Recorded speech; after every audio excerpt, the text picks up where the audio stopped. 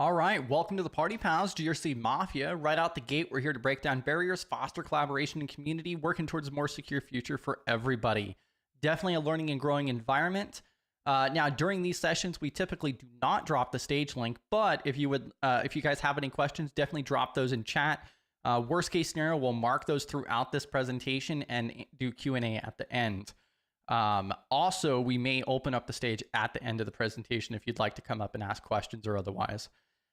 If you guys would like to share your personal LinkedIn or other social media, the best place to do that is inside of our Discord server. I'm dropping the link for that now. And then also you could drop resources in there. If you guys want to add anything to the conversation regarding websites or otherwise, our live chat channel on Discord is the best place to do that, along with your social media profiles. If you guys don't share anything that you don't want to be public, if you happen to do so, definitely reach out to me on Discord or LinkedIn. You can also reach me at contact@studygrc.org in order for us to figure out how to get that redacted or otherwise. And then, of course, we do have B-Dubs' website. She's posting an article every single Monday related to cybersecurity GRC, and then also doing this ongoing CISSP study group as well. And then you can also catch our information over on studygrc.org for the rest of the platforms, our calendar for the most up-to-date information, and our resources page as well. I'm going to go ahead and transition over here so we can get the party started. We are talking about occupational safety, safe driving awareness training. So I'm going to go ahead and pull Matthew up here. Thank you for doing another presentation for us. I'm going to go ahead and hand it over to you. Good afternoon, everyone. So today we're going to talk about safe driving. So safe driving is very important, not just for our people that drive for work, but also in your personal time. Accidents can get very costly, and then you also have to look for a new vehicle and deal with insurances, and no one wants to do all of that stuff. So we're going to kick this off. The reality of workplace driving. So roughly every 99 minutes, a worker dies due to a work-related injury that is driving related. Roughly 36% of transportation accidents account for a third of the occupational deaths for a year. So if you have 100,000 people that were suffered fatal injuries, that roughly 36,000 of those would have been driving. And then the cost. So last year in 2024 alone, it cost American companies alone 74 billion roughly in costs related to work-related accidents. And that includes all accidents, everything from a little fender bender to a semi rollover that backed up the highway for 3 hours. So there's a bunch of risk factors that go into driving. So we have distraction, pressure. So you have to get to your time to your drop site faster, or you have to get to work faster. Yeah, that's pressure, which then adds another distraction. And fatigue is a really big one, not getting enough sleep or not taking your breaks and stuff like that. If you are a over the road driver, taking your breaks is very necessary. So that way you can get some time away from the wheel and recoup and not having anything to distract you. So no phones. Generally, you want to put your phone to the side when you're driving. You don't want to be on it while actively driving. If you do get a call that you have to take, pulling over is a very easy thing to do. And or having a hands-free option where you can just click something on the steering wheel and it'll answer the call or hang up the call. And then nowadays we also have the text to speak stuff where you can respond to text messages too, and they'll read the text message that came to you. I don't personally use that stuff. I just pull over. But we're going to talk about the economic impact now. So, roughly 56 billion is the annual cost on average for American companies. 65,000 roughly for a non-fatal accident.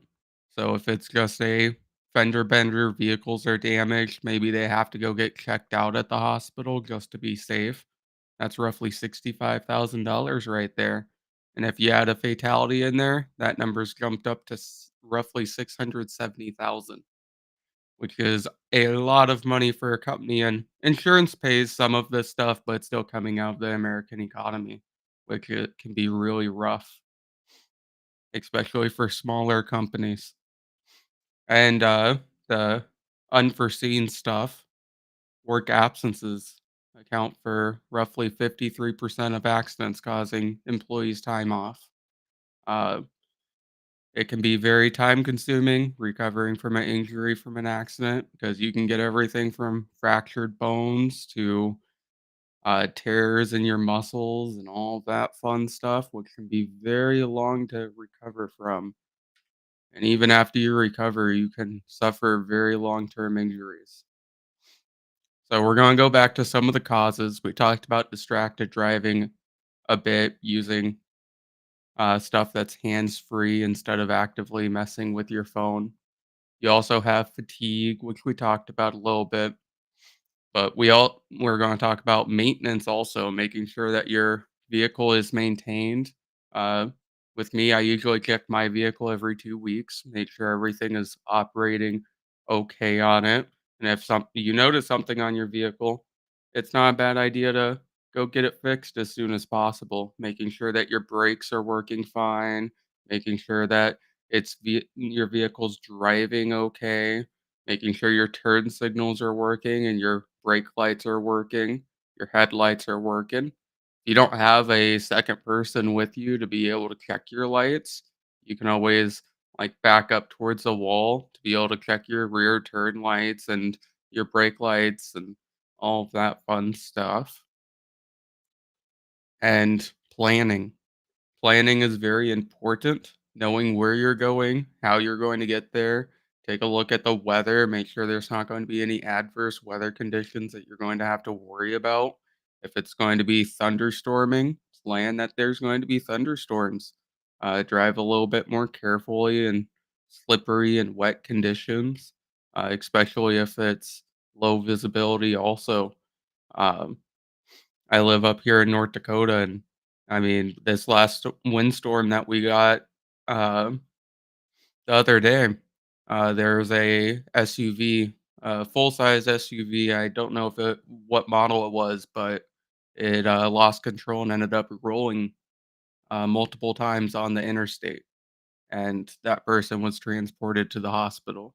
And I haven't heard anything about that, but that's something to really keep in mind. Something as simple as wind can really cause your trip to be roughed up. Yeah, tornadoes. We're still in a tornado watch through the Midwest, and tornadoes can get really bad. If you hear the tornado sirens go off, if you live in an area where there's tornadoes, finding a tornado shelter. If you see a tornado, don't drive towards it, obviously. It will pick up your car very easily, and you may not live through that one. Most towns have tornado shelters that are publicly available, that when the tornado siren's going off, they'll allow anyone to enter in. Um, Every town, I don't know if there's a standard for it, but you should be able to call, like, the non-emergency line and figure out where the closest tornado shelter is if you do need one. And training. So this goes with more towards occupational. If you're driving for a company, making sure that the drivers are trained well, they're paying attention to what's ahead of them, and they're being taught how to accurately check their mirrors and identify hazards coming at them and how to quickly avoid hazards. Most people, their first reaction is to just turn the wheel as fast as they can to point the vehicle away from the vehicle they're going to hit. But that could be bad in some situations. Like if you're going to be going off the road and you're driving a semi truck and you have 70,000 pounds behind you, that can be really, really sketchy situation, and you should plan for what you may do in that situation if you are in it. Any situation that you could be in, you should have some type of rough idea of what you would do if it did happen. And we're going to talk about some prevention strategies. Um, Employer can do these things. A lot of times, employers will do them, like implementing safety programs, um, like rewarding people for safe driving. um, is a common one for people who do driving. Regular training have like a supervisor or a trainer, someone who's uh, you can bet that they are good at what they do. Having them sit in with other drivers, especially newer drivers, to give tips and comments on their drive, can identify some risks that they may be taking that they shouldn't be taking, and utilizing technology. There is so much technology in our world these days that can help with monitoring driving and can help with visibility, like identifying blind spots. And you can put cameras in those blind spots and put them in the cab of the vehicle so the driver can see those blind spots still. Having clear and established policies that you follow. A lot of companies you'll see will have policies like hands-free, but they won't necessarily listen to that. They prefer like if they call you, you answer no matter what. But actually sticking to those policies and making sure they're followed, and realistic schedules. If Google Maps is saying that the drive takes 30 hours to do, don't expect your driver to do it in 30 hours or even 32 hours. Give them like 38, 40 hours. So that way they have more than enough time to stop if they need to stop, rest, all of that fun stuff. I won't get into like the DOT stuff with it. I know with DOT, they have a lot of time restrictions.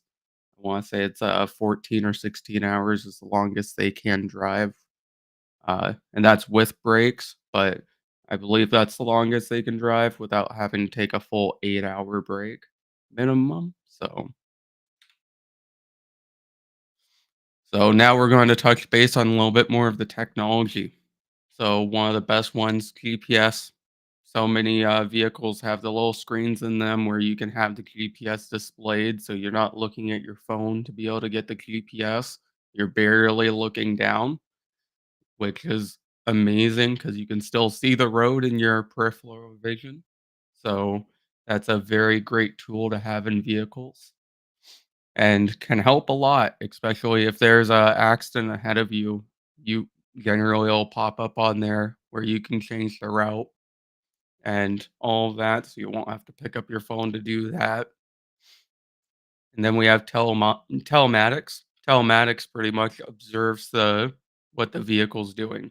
So if you accelerate too high or you're RPMing it really high or you're taking turns really tight or you're braking really hard, telematics will flag that and will notify the person who is supposed to be notified for telematics. And with telematics, you can get those installed in your personal vehicle too to be able to identify your own unsafe driving habits and hopefully curb them,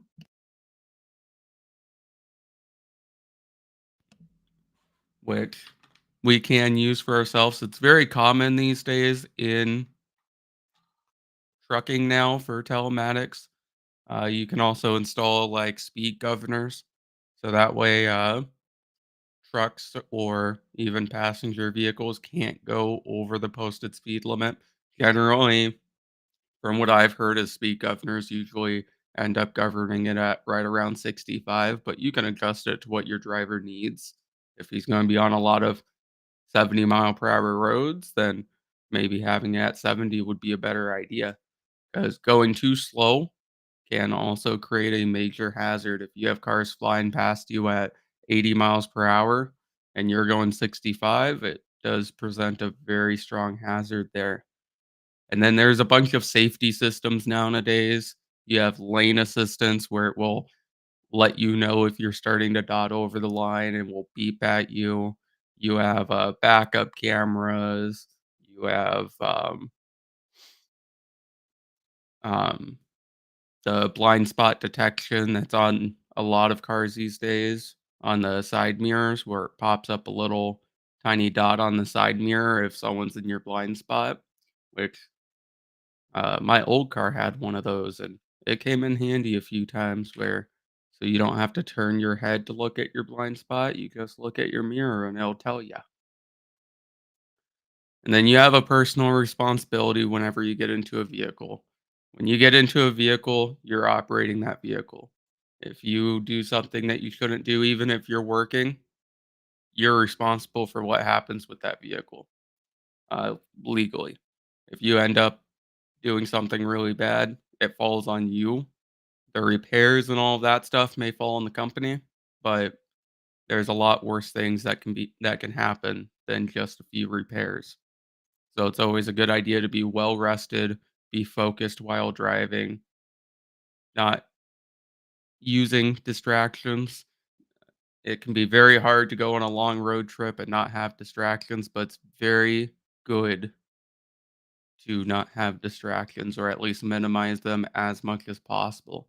Because even music is considered a distraction, and I don't think any of us in here can say that we don't listen to music while driving a vehicle. And if you do have safety guidelines with your company, follow those. It's not a good idea to stray away from them. The law of guidelines they get from professionals in the industry that recommend them. So there's a reason for those guidelines, and they should be followed. And always inspect your vehicle. For commercial vehicles, DOT does require inspections before operating your vehicle. Personally, I do it every 2 weeks because I don't drive commercially. It's a good idea to inspect your vehicle even if you don't drive commercially, because you never know what you might find. You might have a bunch of rust buildup that's now breaking away at a important spot that you notice. You don't It's a good idea to look. Then we have legal compliance. So OSHA does require that employers must provide a safe working environment, and that does carry over into vehicles. If your vehicle is not safe, it's not roadworthy.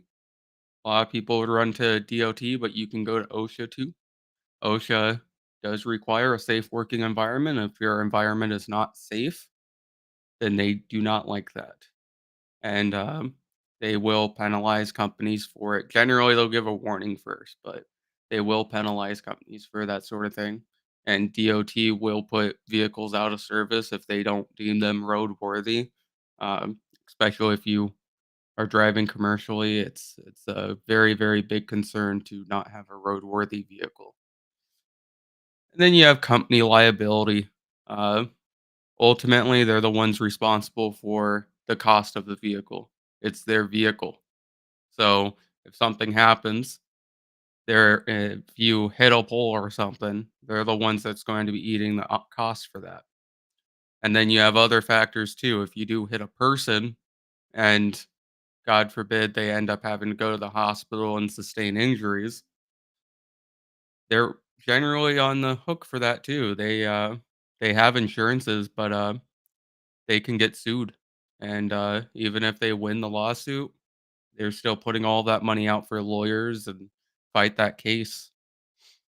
And then you have insurances over there. If your company is getting into a lot of accidents or you personally are, it will hurt your safety record, which will then lead to higher premiums for their insurance.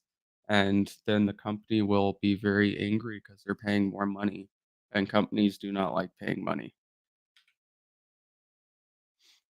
So overall, we talked about the general impact of what needs to be happening to be driving safely. We talked about the requirements and different things you can do. And if you have good safety policies in line and you are following those policies strictly, like no distractions and going the speed limit and slowing down for adverse conditions and doing your vehicle inspections, even on personal vehicles, you should be able to find yourself in a pretty successful point. Now we'll move on to the Q&A section. Yeah, so if anybody has any questions or otherwise, definitely drop that in chat. One of the questions that were asked is if all states have a free hands-free communication laws or otherwise. We are not attorneys or lawyers, nor should anything we say on this channel be taken as such. What I will share with you though is I'll pull up my screen here real quick. Because there is actually a really good, I typically won't recommend Wikipedia, but Wikipedia does appear to have a really good breakdown table of the various state laws. And the only state that does not have a law regarding cell phone usage while driving is Montana. Every other state has some sort of law or otherwise in place. The red here on the screen is hands-free only. And then the blue is no texting while driving prohibited. So definitely check. These things could definitely change rapidly as well. And we're not lawyers, but this gives you a little bit of a starting point here. Yeah, I agree. It's best to check for your state, or if you're visiting a state, checking it before going there. Uh, but overall, even if it's not illegal in the state, it's still a good idea to do. Because if you do get into an accident while texting and or using a non-hands-free device, then chances are is they're going to deem you at fault, which is going to hurt your insurance more. Well, and then also something that to also mention is how do we get metrics on this safe driving from a business standpoint?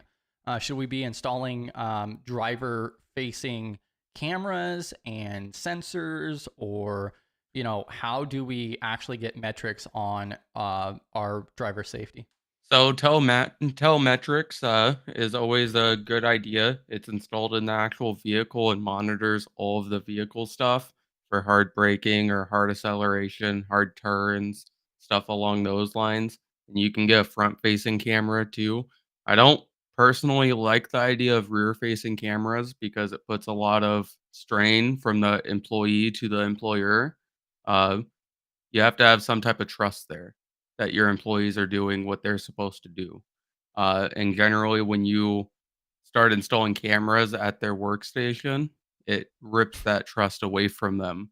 And generally, you'll, at least from what I've seen, you'll see a high turnover rate at that point. And you can end up losing some drivers that were perfectly good that just don't want to be filmed 24/7 while they're driving. I mean, we all do some embarrassing stuff while we drive. And if I was driving commercially, I don't want my employer having a 2 minute, 30-second video of me singing Taylor Swift. I mean, that's one example. That's definitely one thing to shout out, I guess. Well, and one of the examples I was also going to give in regards to that too is I believe it was UPS who tried to do driver-facing cameras at one point. They may have it now, but they did face a lot of backlash for doing so because of that lack of trust with the drivers and so forth. And so there was issues with that implementation. And I if think that's going you to be one of the struggle points is just figuring out that your program is working. Yeah. Well, and that's why it's a good idea whenever you implement a program to talk to the people it's going to be affecting first. Mhm. See how they feel about it, and then talk to them again a couple weeks after it's implemented, see how it's doing. And that goes for any type of program you implement, even in your guys' world with more of the IT side, uh, making sure everything's working as expected. And if you train your people well, and you should be able to trust your people.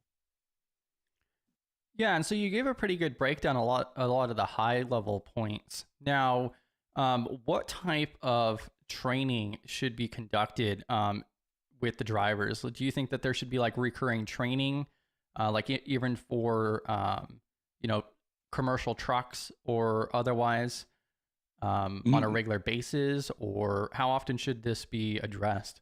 Most definitely, like I mentioned in the presentation, You should have a person in your organization, if not multiple, uh, that you highly trust, that you maybe send to extra classes to get more training than others that can identify a lot more issues, and have that person sit with drivers while they one sec. Yeah, no worries.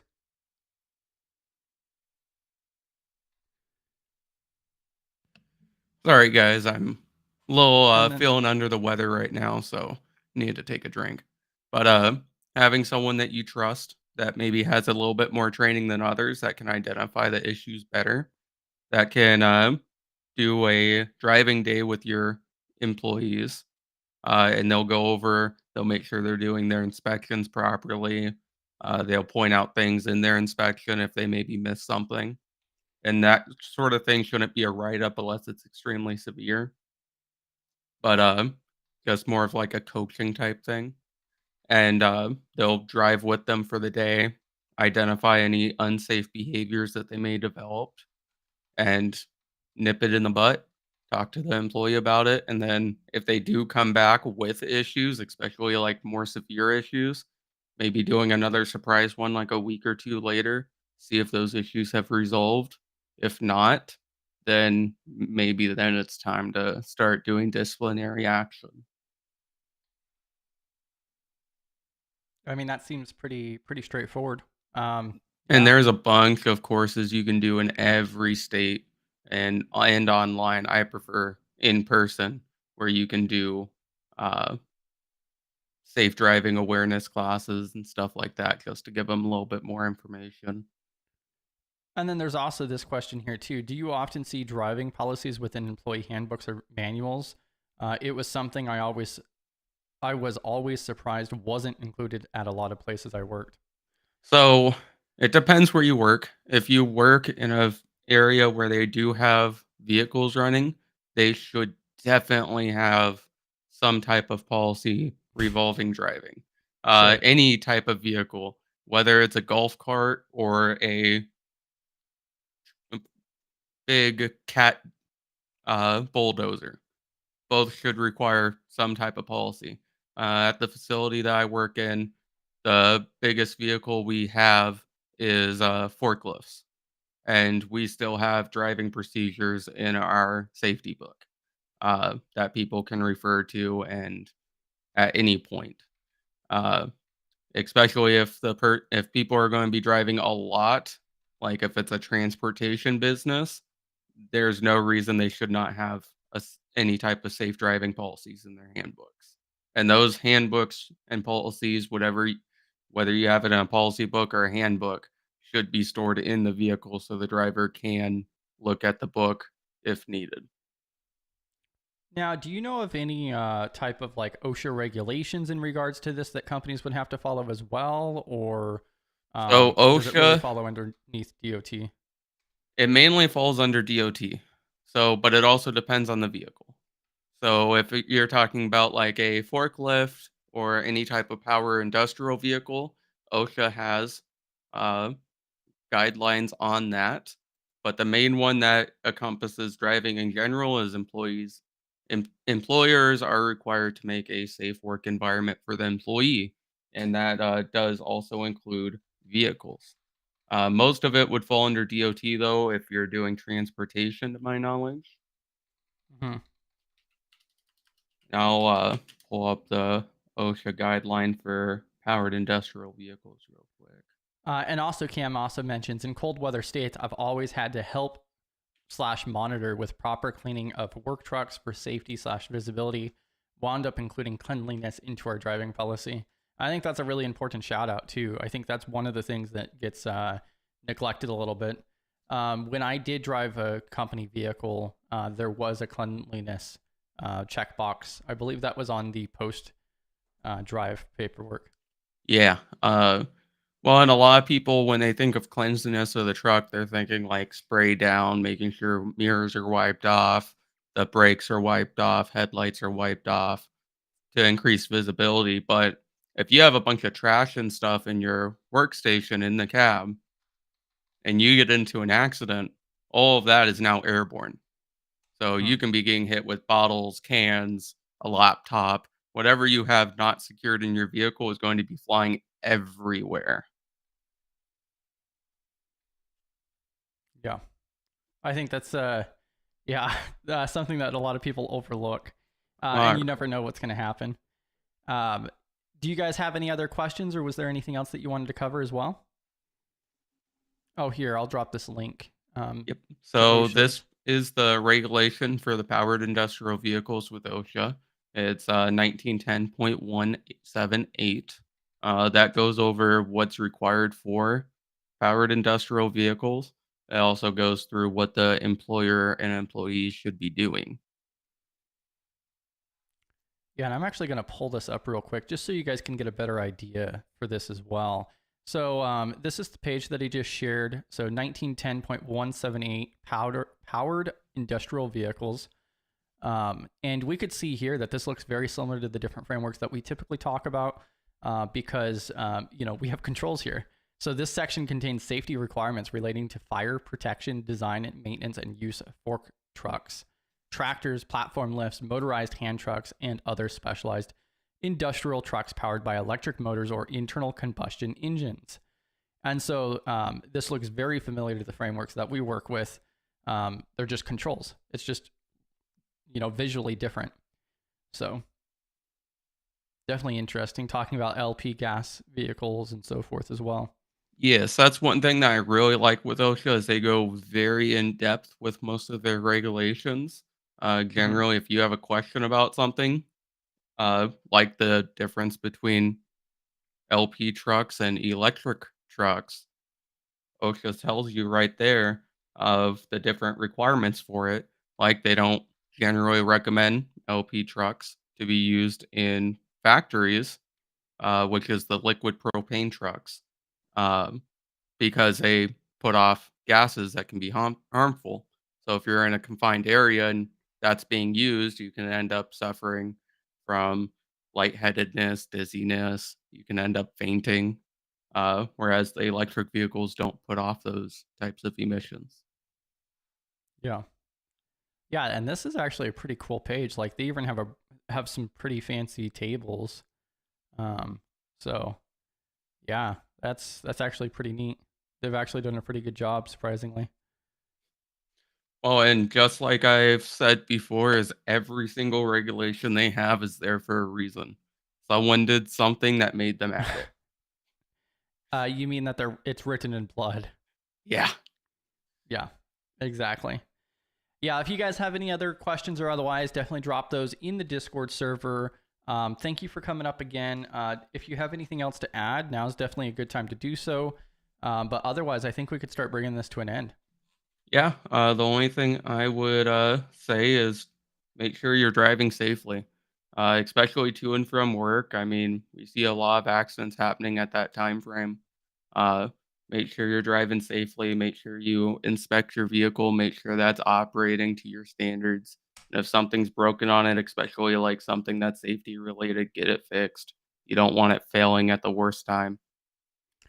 Yeah, and I also went through and dropped Matthew's LinkedIn in the chat as well if you guys want to go off and connect with him directly. Also, drop your questions in Discord or in the comments below. Thank you guys for joining us today. And if you guys have anything else, then we could definitely handle that after the stream as well. Thank you again, Matthew, for joining us. Thank you guys for hopping in with us as well. GRC Mafia. I'll catch you guys later. It was my pleasure.